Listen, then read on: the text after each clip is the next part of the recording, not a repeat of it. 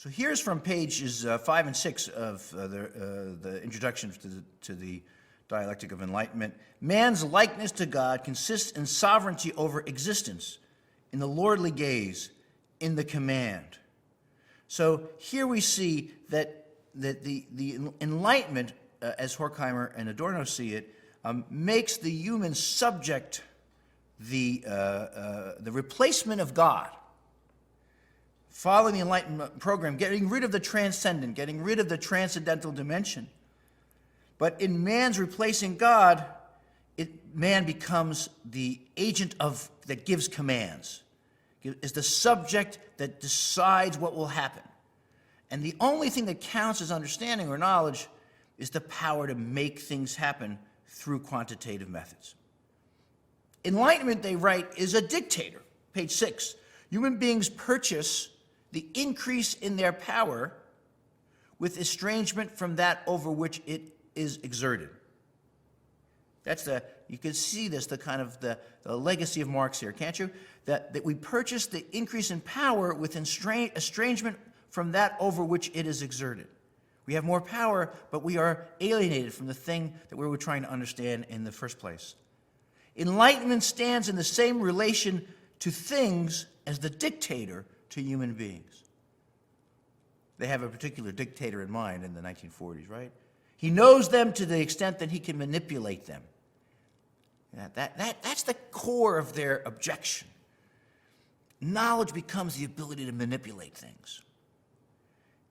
And that will eventually sow the seeds of our own destruction.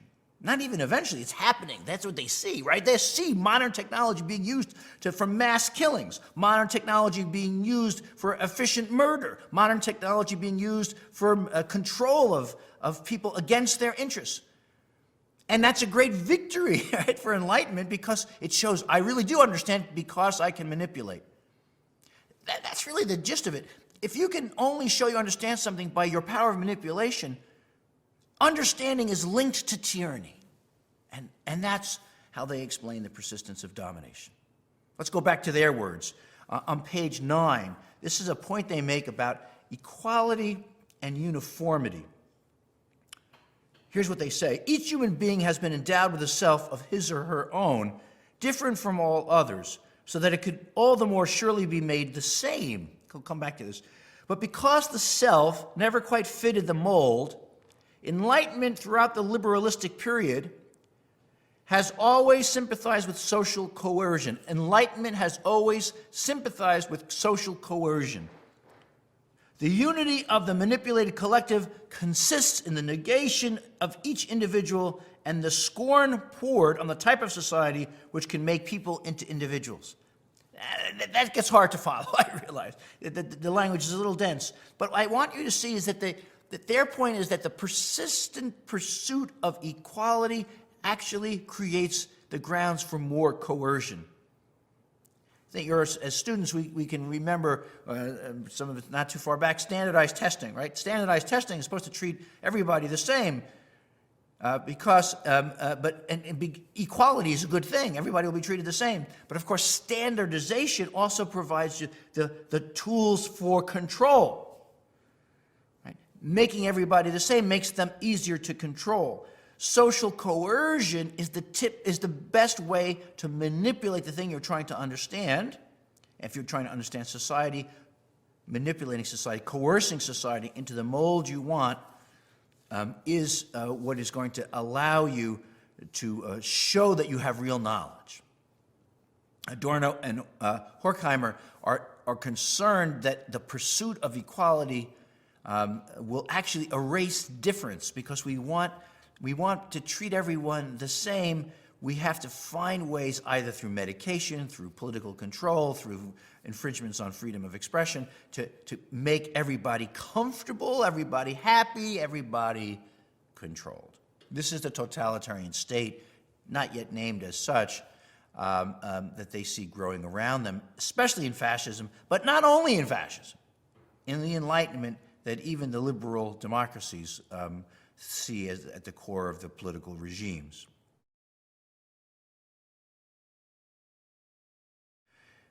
One of the things that Horkheimer and Adorno argue in this introduction to Dialectic of Enlightenment is that there is no alternative to enlightenment that people in modernity can imagine in respectable terms. That is, all forms of knowledge are pulled into the Enlightenment mold, are pressured to conform to the scientific model of understanding, the technological model of understanding. There is no alternative to it. The technological model, the scientific model of understanding will debunk religion. It'll debunk political pieties. It'll debunk magic, of course. In other words, it wants to subsume all things within its paradigm. And for Horkheimer and Adorno, that's what makes it a myth. That it wants to provide an explanation for every form of cognition. There's nothing outside the Enlightenment. We're getting towards the middle of the essay, page 11. Human beings believe themselves free of fear when there is no longer anything unknown. So when you can have explanations of everything, human beings believe that we are free from fear. This has determined the path of deep mythologization of enlightenment. Enlightenment is mythical fear radicalized. One of their few short, punchy sentences. Enlightenment is mythical fear radicalized. That is, in order to defeat fear, they make anything that's not fitting into the Enlightenment paradigm an object of fear. So positivism, what they call positivism, sees every other kind of intellection, every other kind of thinking process as being somehow corrupted by religion and magic, which are objects of disdain. Horkheimer and Adorno think of fear. They see, and this is clear around page 1920 of the essay, they see the triumph of the quantitative as being part of this mythologized Enlightenment process. Insofar as you have the triumph of the quantitative, what they call positivism, this scientistic paradigm of enlightenment, they see that knowledge always will reproduce the status quo. This is around page 20. They write, the actual is validated. Knowledge confines itself to repeating it. Thought makes itself mere tautology. The more completely the machinery of thought subjugates existence, the more blindly it is satisfied with reproducing it. Enlightenment thereby regresses to the mythology it has never been able to escape. What they mean here is that our scientific ways of approaching the world only are validated by mirroring the world as it is. Rather than trying to imagine the world as it might be, rather than taking a critical perspective on the status quo, the positivist, quantitatively oriented Enlightenment mode of thinking, Horkheimer and Adorno argue, reproduces the reality in front of us. That's the only thing that counts as possible and as real. And so knowledge, rather than being used to change the status quo, in the Enlightenment mode, knowledge just reproduces what's right there in front of the investigator.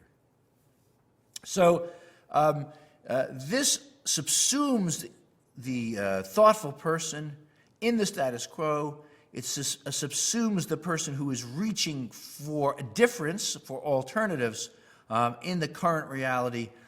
It creates the conditions for total control through enlightenment or scientific modes of action. Everything is used to increase the powers of manipulation and domination. Those are what are called rational procedures from Horkheimer and Adorno's perspective. Ja, diese Soziologie war ein Hinausgehen über die kritische Lehre von der Gesellschaft durch Marx, die der Wirklichkeit mehr angemessen war. Denn jetzt ist eine Sache, glaube ich, sehr wichtig. Der Marx hatte das Ideal der Gesellschaft freier Menschen. Er glaubte, dass diese kapitalistische Gesellschaft notwendig über die durch das steigende Elend der Arbeiter bedingte Solidarität sein müsse. Diese Idee ist falsch. Diese Gesellschaft, in der wir leben, verelendet nicht die Arbeiter, sondern hilft ihnen zu einem besseren Dasein. Und außerdem hat der Marx gar nicht gesehen, dass Freiheit und Gerechtigkeit dialektische Begriffe sind.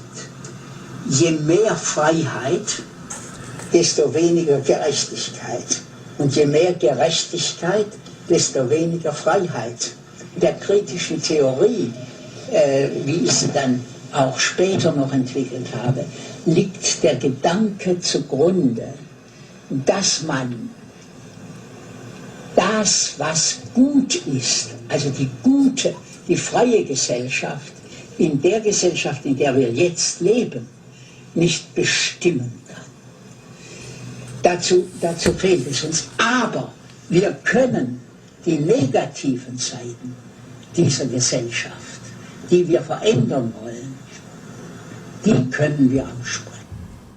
They're writing again in the midst of World War II. They published this just at the end of World War II.